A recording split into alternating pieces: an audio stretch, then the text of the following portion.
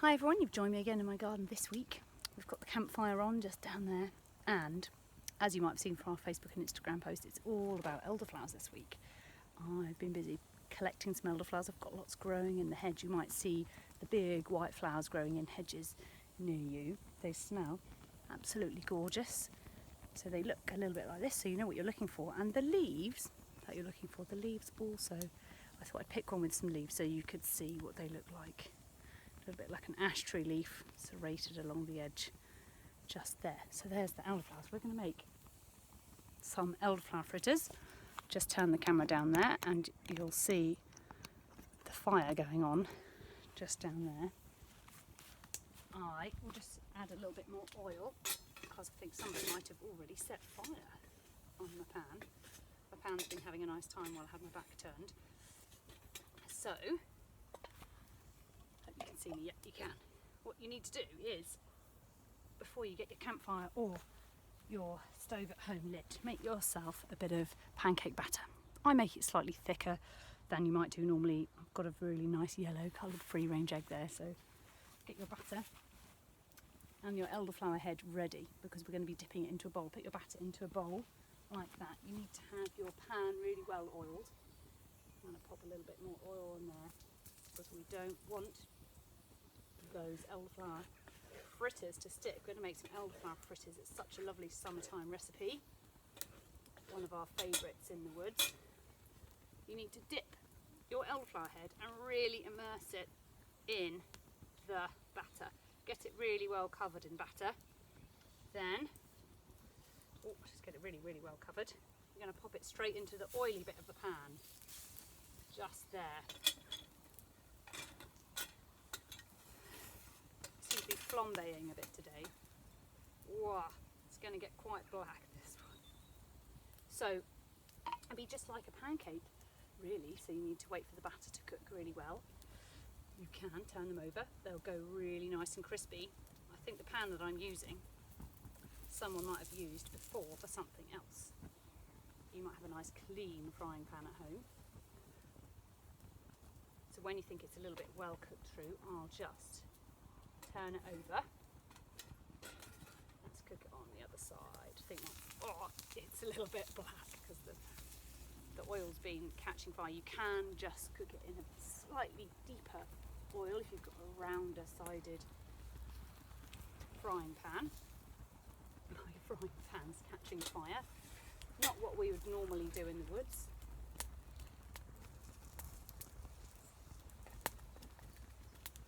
So there we go, it's looking pretty good. It's sizzling nicely.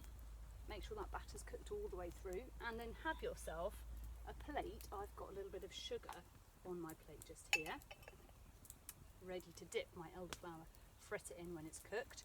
Make sure it's really well cooked on both sides. It looks delicious. Sometimes you can use self-raising flour, that makes it go a bit more puffy and delicious. And it's really important when you pick your flowers that you leave a long stalk, because you're going to want to use that stalk to pick the flower head off out of your pan. So there we go, there's our delicious elderflower fritter. I'm just going to let it cool down a bit. I'm going to come over just here and show you something else. Here is our elderflower fritter. Delicious, looks quite well cooked. Now you can hold it by the stalk and eat it. It's a little bit warm, this one, but they'll be really crispy. Quite well cooked, this one. Oh, but that really is a taste of summer. That's a real taste of summer for me.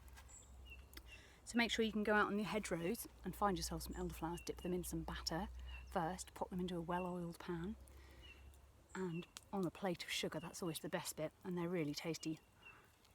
You can eat the flowers off the stalks. Probably don't want to eat the stalks, but the flowers are really tasty. I hope some of you have seen our recipe for elderflower cordial this week as well. We're making some elderflower cordial lollies and all kinds of things. We've had a busy week. Something else for you guys to make this week. Now, I've been experimenting and making some mud Play-Doh. This is really fantastic, like your normal Play-Doh, but it's got mud in it. You can do all sorts of things with it. Roll it out, make some patterns in it like you would do with any sort of Play-Doh. But it's really good if you haven't got a garden and a muddy play space. Take your mud inside. This one is actually more of a long life Play-Doh. I actually sifted the dirt and then mixed it up with some flour. I baked the dirt, so this one would keep longer. So to preserve the dirt, you could bake it for a while so it doesn't smell. You could make a basic one. I made a basic one before with just sifted dirt, flour and oil. But after a few days, that one got a bit stinky. So I changed it. I will put the recipe up, but this is baked dirt and a bit of cream of tartar and salt as well, which will make it keep a little bit longer. It's fantastic for your kids to play with. It's got that wonderful Play-Doh texture. You can make all sorts of things with it. It's a fantastic sensory material to use to play with. You can make patterns in the end, so you could collect some pine cones perhaps, make some patterns in the end of it like that, some rolling different things in it, make some patterns, use different twigs perhaps to make patterns in there, find some pine cones to make patterns with. And what you can do, this is the one I experimented with making, the one made with just sifted earth and oil and flour, and it goes a bit stinky like I said after a couple of days, so I pressed some flowers into it. Your challenge, guys, is to make the mud Play-Doh. You can make the really simple one with sifted dirt from your garden. You might have a different colour dirt, some flour and some oil. I'll put the recipe in the comments below the video. But yeah, it's a hard bit of Play-Doh cookie, a mud Play-Doh cookie. So have a go at making some lovely mud Play-Doh, and maybe you can make yourself some of these flower cookies as well. You could press yourselves some leaves. I'm just looking for a leaf. You could get yourself a leaf and press yourself a leaf into there maybe. That's what I haven't experimented with actually, this one. Might be quite a nice thing to do. Flatten out your Play-Doh so you get yourself a flat surface, roll it out and maybe make some lovely leaf impressions, and it bakes really well in the oven, this Play-Doh, afterwards, and it'll go nice and hard and keep really well. Made a lovely leaf impression on that one just there. Something else about leaves that we haven't thought about before.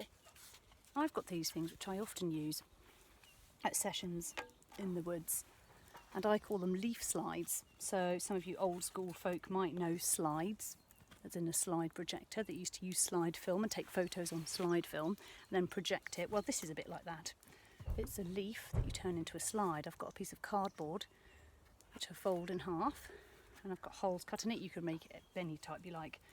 I open it up, put my leaf inside, and then the trick is to hold it up to the light. Now, you're going to have to be pretty clever to do this one. You're going to have to see up to the sky. Not sure if it's going to work with the camera, but what happens is you will see all the veins of the leaf. So you look at it and you hold it up to the sky and you'll see the light coming through. You might see the light coming through then. If you look really closely, you'll see all the different veins that carry all of the different parts of the tree. You might see the veins that carry the water maybe. Maybe you'll see those stems which keep the leaf together. So this is leaf slides. I'm not sure if you can see the patterns on my leaf. Maybe you can slightly. But there we go. Have a go at making yourself some leaf slides. Wow, there's so many challenges there this week. Challenge to make yourself an elderflower fritter better than mine. I'm sure you will. Some amazing mud Play-Doh. Now this is something you can keep for a long time. You could keep this for rainy days. It's going to be a bit rainy later this week, so this would be a great thing to play with inside. The sifting the dirt is a really fun activity to do. Mix it up with some flour and some oil to make a basic one. Bake your dirt to preserve it, to keep it longer. Have a go at pressing some flowers in to make yourself some flower cookies. So that's all for this week, folks. Thanks so much for joining me again. And thank you for sending in all your pictures of your amazing butterfly feeders last week. That was fantastic. We really enjoyed looking at those and sharing those. Thank you so much for sending them, and I hope you have a great week enjoying all of these different things, and we'll see you again next week. All right, bye.